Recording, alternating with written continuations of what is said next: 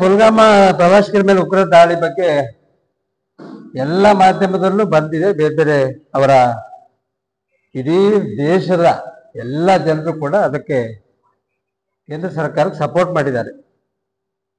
ಯಾರು ಉಗ್ರರಿದ್ದಾರೆ ಹೊಡೆದು ಉಳಿಸ್ರಿ ಅಂತೇಳಿ ಪ್ರತಿಯೊಬ್ಬ ನಾಯಕರು ಕೂಡ ನಮ್ಮ ಪಕ್ಷದಲ್ಲಿರಲಿ ಬೇರೆಯವರಿರಲಿ ಮೇಲ್ಮಟ್ಟದಲ್ಲಿ ಎಲ್ಲರೂ ಕೂಡ ಹೇಳಿದ್ದಾರೆ, ಗಮನಿಸಿದ್ದೀರಿ. ಆದ್ರೆ ಇವರು ವಿಷಯ ತೀರಿಸ್ತಾರೆ.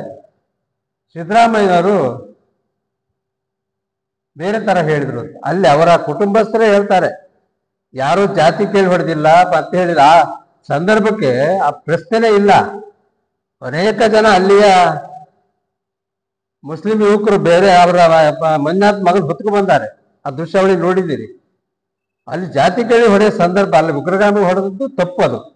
ಆದ್ರೆ ಅದು ಕೇಂದ್ರ ಸರ್ಕಾರದ ವೈಫಲ್ಯ ಕಾಣ್ತೈತಿ. ಯಾಕಂದ್ರೆ ಒಂದು ಕಾಶ್ಮೀರ ಅನ್ನೋದು ಒಂದು ಗೊತ್ತಿದೆ ತಮಗೆಲ್ಲ, ಅಲ್ಲಿ ಏನು ಸೂಕ್ಷ್ಮ ಪ್ರದೇಶ.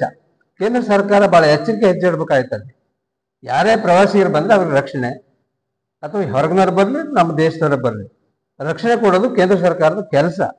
ಅದನ್ನ ಬಿಟ್ಟುಕೊಂಡು ಅಲ್ಲಿ ನಡೆದ ದಾಳಿ ನಾವು ಖಂಡಿಸ್ತೀವಿ, ನಾವು ಪಕ್ಷದವರಾಗಿ ಖಂಡಿಸುತ್ತೀವಿ ಮತ್ತು ಉಗ್ರರನ್ನು ಹೊಡೆದು ಉಳಿಸ್ತೀವಿ. ಸರ್ಕಾರ ನಮಗೆ ಕೇಂದ್ರ ಸರ್ಕಾರಕ್ಕೆ ನಮ್ಮ ಬೆಂಬಲ ಇದೆ. ಉಗ್ರರನ್ನ ಬೆಳೆಸೋದಕ್ಕೆ ನಾವ್ಯಾರು ಒತ್ತು ಕೊಡೋದಿಲ್ಲ. ಆದ್ರೆ ತೀರಿಸ್ತಾರೆ ಮಾಧ್ಯಮ, ಬೇರೆ ಬೇರೆ ಮಾಧ್ಯಮಗಳು ತೀರಿಸ್ತಾವು. ನೀನ್ ಹಿಂದೂನಾ ನೀ ಮುಸ್ಲಿಮಾ ಹೇಳಿ ಹೊಡೆದು, ಇದೆಲ್ಲ ಸುಳ್ಳು.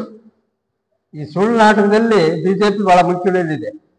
ಈ ಬಿಜೆಪಿಯವರ ಈ ಸುಳ್ಳು ಇದನ್ನ ನಾನು ತಾಲೂಕು ಅಧ್ಯಕ್ಷನಾಗಿ ಖಂಡಿಸ್ತೇನೆ. ಕಾರ್ಯಕ್ರಮಗಳನ್ನ ನೀವು ನೋಡ್ತಾ ಇದ್ರೆ ನಮ್ಮ ಚಾನೆಲ್ ಅನ್ನ ಸಬ್ಸ್ಕ್ರೈಬ್ ಮಾಡಿ, ಪಕ್ಕದ ಬೆಲ್ ಐಕಾನ್ ಒತ್ತಿ ನಮ್ಮನ್ನ ಬೆಂಬಲಿಸಿ. ಹಾಗೆ ನಮ್ಮ ಕಾರ್ಯಕ್ರಮಗಳನ್ನ ಲೈಕ್ ಮಾಡಿ, ಕಮೆಂಟ್ ಮಾಡಿ, ಅದನ್ನ ಬೇರೆಯವರಿಗೂ ವಾಟ್ಸ್ಆಪ್ ಮೂಲಕ ಶೇರ್ ಮಾಡಿ.